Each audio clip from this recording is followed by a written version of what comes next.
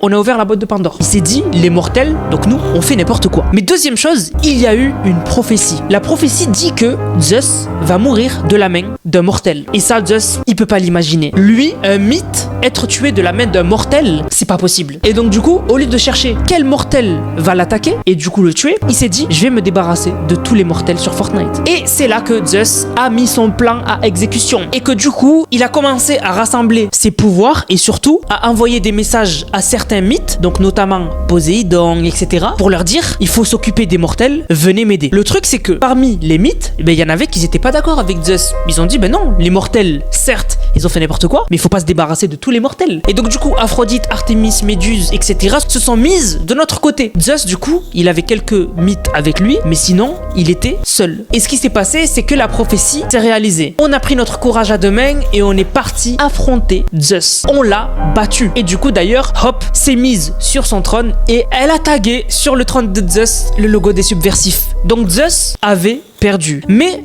l'oracle nous a bien dit que on a gagné contre Zeus, mais Zeus est toujours vivant. Elle nous l'a bien précisé. C'était pendant les quêtes. D'ailleurs, elle nous a aussi prévenu que Zeus, c'était qu'une étape et que le vagabond arrive. Et à ce moment-là, on pensait que on allait juste s'occuper du vagabond, mais autre chose qu'on n'avait pas prévu est en train de se passer. Zeus, comme il a perdu, veut nous emporter avec lui. Et du coup, veut sacrifier l'île de Fortnite pour, du coup, nous effacer avec lui. Et c'est pour ça que Zeus, actuellement à l'Olympe, utilise les derniers pouvoirs qu'il lui reste pour charger la statue à chaque fois et surcharger en énergie la boîte de Pandore pour la faire exploser et tout simplement détruire l'île de Fortnite et mener à bien son plan qui était de base, je vous le rappelle, détruire et tuer tous les mortels, donc nous. Et c'est ce qui est en train de se passer. La statue obéit au dernier espoir de Zeus de nous exterminer. Donc pour ceux qui n'avaient pas compris l'histoire de cette saison, là vous avez tout compris. Vous ne pouvez pas vous tromper. Et donc du coup, pendant que Zeus essaye de nous exterminer, le vagabond arrive. Le vagabond, accompagné d'une tempête de sable, apparaîtra bientôt sur Fortnite et arrivera